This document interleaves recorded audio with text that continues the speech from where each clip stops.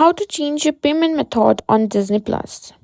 If you're looking to update or change your payment method on Disney Plus, you've come to the right place. In today's video, I'll show you how to easily update your payment details. So let's get started.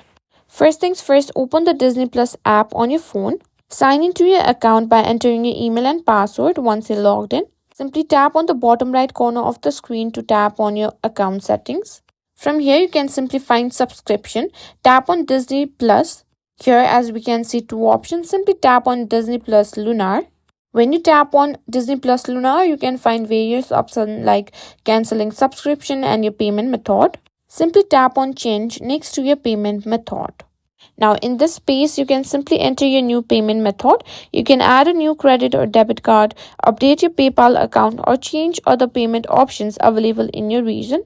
After entering your new payment information, be sure to confirm the details and save your changes by clicking Update Payment Method. And that's it. Your payment method on Disney Plus has now been successfully updated.